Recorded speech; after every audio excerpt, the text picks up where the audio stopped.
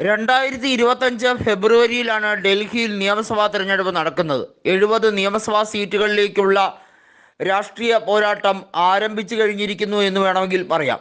BJP പക്ഷേ അങ്ങനെയല്ല. BJP ആം ആദ്മിയെ കരുതിക്കൂട്ടി തന്നെ ഉപദ്രവിക്കാൻ പരമാവധി ശ്രമങ്ങൾ നടത്തുന്നു. അതിന് കടക്കൽ തന്നെ വെട്ടുന്ന രീതിയിൽ അവരുടെ പ്രധാന നേതാവായ അരവിന്ദ് കെജ്രിവാളിനെ ജയിലഴിക്കിടാൻ വേണ്ടി എല്ലാ രീതിയിലും അവർ എൻഫോഴ്സ്മെന്റിനെയും മറ്റ് കേന്ദ്ര അന്വേഷണ ഏജൻസികളെയും ദുരുപയോഗിക്കുന്നു എന്ന് പറയാൻ തുടങ്ങിയിട്ട് കാലം കുറയായി. എന്നാൽ കോൺഗ്രസ് കൃത്യമായി കണ്ടുപിടിച്ചൊരു കാര്യമുണ്ട്. മടിയിൽ കനമുണ്ടെങ്കിൽ വഴിയിൽ പേടിക്കണ്ട എന്ന് പറയുന്നത് പോലെ കെജ്രിവാൾ ഏറ്റവും കൂടുതൽ ആക്രമിച്ചിട്ടുള്ളത് കോൺഗ്രസിനെയും കോൺഗ്രസ് നേതൃത്വത്തിനെയും.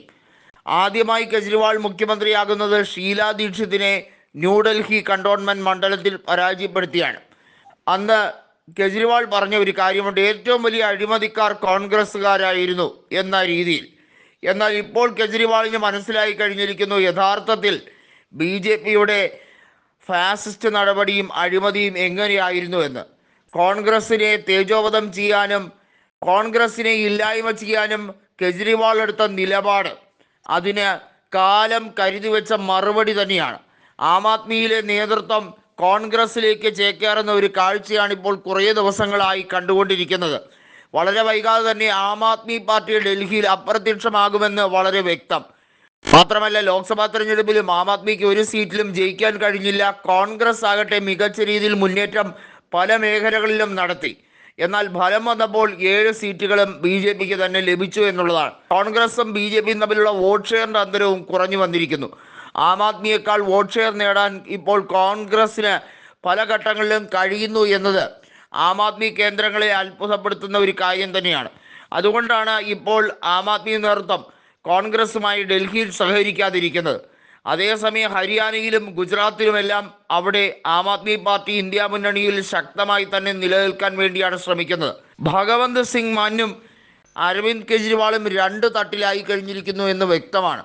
അരവിന്ദ് കെജ്രിവാൾ എടുക്കുന്ന നിലപാടല്ല പഞ്ചാബിലെ കോൺഗ്രസ് ഘടകം എടുക്കുന്നത്. ഡൽഹിയിൽ എങ്ങനെയാണോ കെജ്രിവാൾ നിലപാടുകൾ എടുക്കുന്നത് അതിൽ നിന്നും ഘടകവിരുദ്ധമായി പഞ്ചാബ് ആം ആദ്മി പാർട്ടി നിലപാടെടുക്കുന്നു എന്നുള്ളതാണ് വാസ്തവം. മാത്രമല്ല, പഞ്ചാബിലെ ആം ആദ്മി പാർട്ടി കോൺഗ്രസിനെതിരെയാണ് മത്സരിച്ചത്. എന്നിട്ടും കോൺഗ്രസ് അവിടെ 7 സീറ്റുകൾ ജയിച്ചെടുക്കാൻ കഴിഞ്ഞു.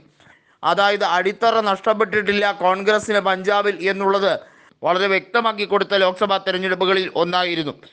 വരും ദിവസങ്ങളിൽ ഡൽഹിയിലെ രാഷ്ട്രീയ കാലാവസ്ഥ മാറുമെന്നതും BJP വേഴ്സസ് കോൺഗ്രസ് എന്ന രീതിയിലേക്ക് പോകുമെന്നതും കൃത്യമായി തന്നെ നിലപാട് വ്യക്തമായി കഴിഞ്ഞിരിക്കുന്നു.